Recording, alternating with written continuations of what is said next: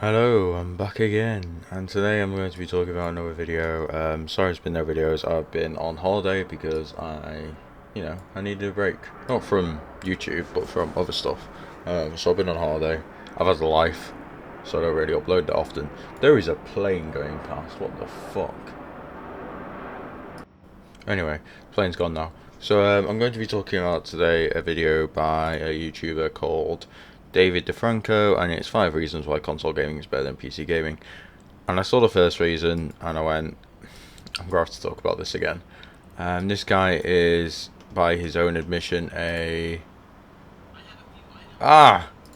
tech expert. Sorry, I clicked on his channel and it hit me with a channel trailer. But yeah, I have looked through my analytics of my last couple of videos, and yeah, thank you for watching. I would hope that the retention is a bit better. I don't really ask people to subscribe, and I don't really ask people to like videos because I don't see the point in it. Because if you like the video, if you like the video, you'd like it anyway. I wouldn't need to ask you to like it. And if you want to subscribe and see my content, you would subscribe and see my content anyway, and I wouldn't need to ask you. So yeah, but the only thing I did notice is viewer retention. It's a little bit low sometimes, and I think it's because I do make longer format videos. But yeah, if you do like the video, stay and watch it. If you want me to do shorter videos, I'll try and do shorter videos. Just let me know in the comments why. If you do leave early, let me know why. Just so I can, not so I can criticize or whatever, just so I can understand my viewers a bit better and see what they want a bit more, so I can continue this hobby. Yeah, this is the 5 reasons why console gaming is better than PC gaming. I'll start now. Well, reason number 1 is apparently it just works, and you know how I feel about that. I don't think anybody in their right mind can argue this. As much as I love my PC, and I'm sure my friends can back me up and my chat room can back me up, PC gaming can be a huge pain in the ass sometimes. It really can. Drivers aren't updated. Your hardware is incompatible. Software that was working yesterday is suddenly running like shit today. But with consoles, you literally just put that little round object in, the little disc, or maybe you can download it, and the game loads. Sure. Alright, instantly disagree with this point. It just works. So does PC. Now, I know it gets a bad rep and whatever, but my girlfriend is not very tech savvy. And I use her as an example quite a lot because I would say she is closer to the standard person of PC gaming. She's not the best at, tech and stuff, but she's alright. And she's got better as she's done PC gaming, she admits that. But I was thinking about it, and it's just no. PC gaming just works if you want it to work. She recently played, what was it? The Animal Crossing game, but Disney Dreamlight Paradise. She just launched it and it just works. Most games on PC just work. If you launch it, yeah.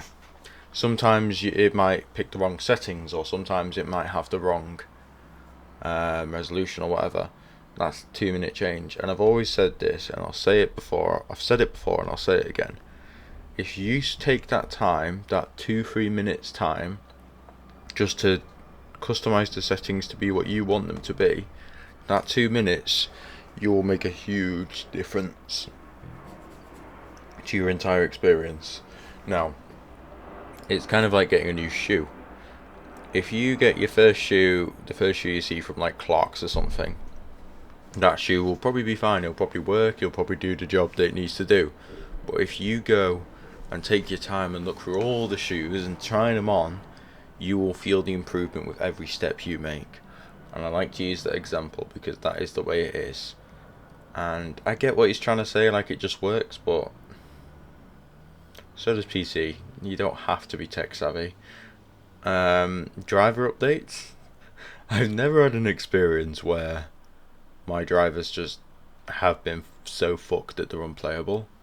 I have known recently that some new Windows drivers have messed something up. But I've never had anything catastrophic personally. Yeah. And I just... Also, who uses disk anymore? But yeah, I just don't agree with this point. Another point on this is hardware being incompatible. I don't know what hardware he's running on. Oh, he has his like My Tech Games or more in his description. Let's have a little look. His gaming PC setup is a 8700K and a 3070 Ti. See, that should probably be fine. I don't know what hardware is incompatible with him. 16 gigs of RAM. See, it's all fine. I don't really get what he's trying to say about that it's suddenly incompatible. I've never had this issue unless you're playing really old hardware. Technically, I get it if, like, say my girlfriend hasn't got a graphics card, but most games that she plays run mostly okay if you lower the settings. It's incompatible if you try and run like integrated graphics at 4K, but who does that? Twitch get frustrated over a sudden frames per second drop. Because again, like last week, maybe something like Overwatch was streaming just fine, but this week, I'm getting like 15 frames per second on stream. It doesn't make sense, and that's easily my least favorite thing about PC gaming, is that the experience is very, very fragmented. Now, I don't know what's, like, I just checked his system, and the only thing I could think of with his system that could be getting him random frame drops is CPU, because if you have a high CPU, if you have a good, because he has a good graphics card, he has a 3070 Ti, there's no issue there unless he's having some sort of like power issue. So I can only think of it as a CPU, and yes, an 8700K is a bit old, but it should be fine. I think that's something to do with his system. There are some games at launch that were pretty awful for that. Elden Ring was an example, and stuff like that. But to be fair, Elden Ring was not perfect on consoles either on release. Like the 60 FPS mode running at about 45. Another game that you could think of, my Cyberpunk sometimes drops into the 50s. But that's like absolutely cranked. And my mate plays on a PS5 and it runs at literally about 24 FPS with the ray tracing mode on. And yeah, it's not good. So yeah, I think it's his system related, to be honest. Exclusives are everything, and sometimes PC users are left out. Right, first off, isn't it sad that we're in a current state of affairs where exclusives are the main reason why you'd buy a device? If your device is good, it should speak for itself. Like, I think the world would be a lot more competitive if all games were on all platforms. Because you would have to actually do something, whether it be change price, whether it be making the performance better, whether it be having something special about your device that people want, it would make it more competitive. Basically, holding games at ransom, I think, is anti-consumer, and it doesn't make me want to buy it. It just makes me feel like, why am I doing this to myself? But yeah, it's just, and first off, I don't feel left out. I've said this before and I'll say it again, there are PC exclusives. There are a lot more PC exclusives than there are console exclusives. Yes, not all of them are good, but even if, like, I think I did it in the JTech video, like 90% are bad, it's still like over 100 games every year. So that point is kind of a bit invalid again. My words, we'll never ever see official releases of games like Super Mario Brothers or Yoshi's Crafted World coming out in a few weeks on the Switch, or Pokemon games or whatever. It's just never going to happen. And then, of course, on the PlayStation side, we've got games like Spider-Man and God of War and The Last of Us. Anyone? The Last of Us is just an incredible experience all around, and you're never, ever going to see that on PC. So yeah, I mean, if you're only playing on PC, you're going to miss out on some truly remarkable experiences on console. I'm going to say it again. Play anything and play everything. Again, this video is kind of showing its age with God of War, The Last of Us are all coming to PC now. Uncharted is coming to PC, so this video is kind of showing its age a little bit, but I think a lot of the points are still trying to be very, very valid. I don't think his point on you will never get an official release of old games like Super Mario 64. I think emulation is usually better, and I think emulation is a way better way to keep games fresh. Most cartridge games have a limited life cycle, not only in the devices that they run off, but on the cartridges themselves, because of general wear and tear of pulling them in and out and in and out. The only way to keep that game lasting forever is for it to be in a download format or a ROM, and you run it on an emulator. That's the only way to keep it alive forever. And that's not even starting with actually running the game better. I was playing Little Big Planet 1, a game I didn't finish as a child. I could never finish that second to last level. I recently replayed it on our PCS3, which is a PS3 emulator. I was running it at 4K. Sadly, the frame rate is tied to the game speed, so you can't really play at 60. So I was playing it at 30, but 4K 30, and it makes a world of difference, honestly. It made me realise how bad some of these old games look. I have a PS3 in my living room, actually. I was playing some PS3 games, and oh my god, some of them look really bad. Even on my cheap, shitty TV in my living room. But no, the best way to preserve games usually is through emulation, sadly, because exclusives limit where you will see those games coming from. Lifespan on console, then play everything. Don't limit yourself. Number 3, multiplayer games. I just have my notes right here. Multiplayer games have a longer lifespan on console than they do on PC, for the most part. Call of Duty Black Ops 4, anyone? Blackout has been slowly dying on PC, even with this week's big Grand Heist update that finally released on PC, first on PS4 last week.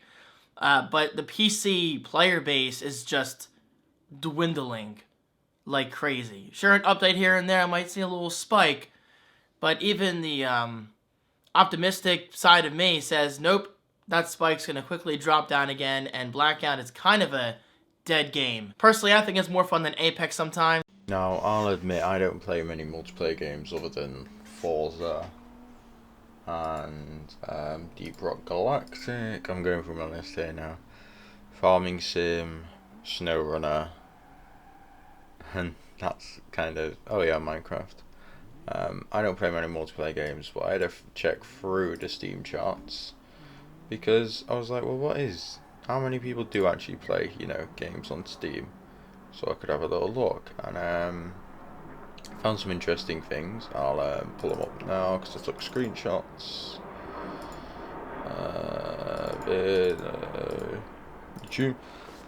Sorry.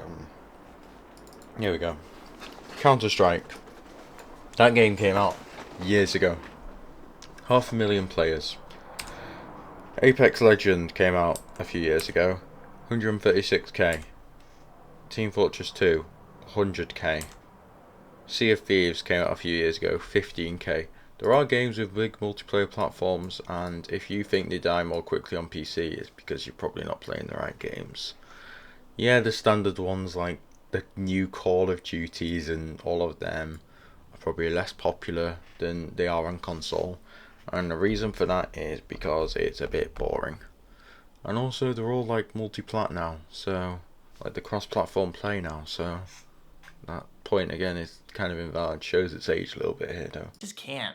Number 4, the home theater experience. You just can't beat it. This is something I miss all the time. All the time when I'm PC gaming, is that I just don't have that home theater experience that I used to have. And yeah, I have my basement, which is still a work in progress, and yeah, eventually I will play huge releases down there, like, The Last of Us Part 2 and whatever. And maybe even Crackdown 3, I don't know. Apparently that game is huge. I know nothing about Crackdown. But still, the point stands. You just cannot beat that home theater experience. And please, don't even tell me, David, but you have surround sound on your headphones. No. No. Nothing beats the experience of sitting down on a comfy couch, having a 65-inch 4K TV in front of you, 2 Polk Audio tower speakers, a Polk Audio center channel, and your rear speakers behind you with dual subwoofers, a nice receiver. That right there is the ultimate gaming experience.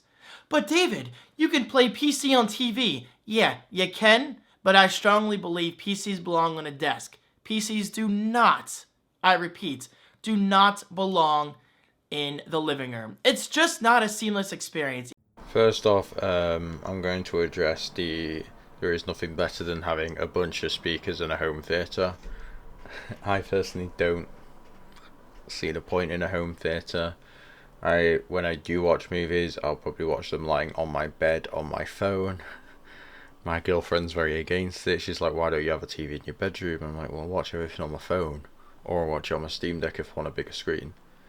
And if I listen to music, I have very expensive headphones on my desk. I just listen to music there. Yeah, I get what he's trying to say of like, home theatre, you got good sound, you got a good room for it and everything. But, it's kind of not true. And then I love when people say PCs don't belong in a home theatre or belong on a desk.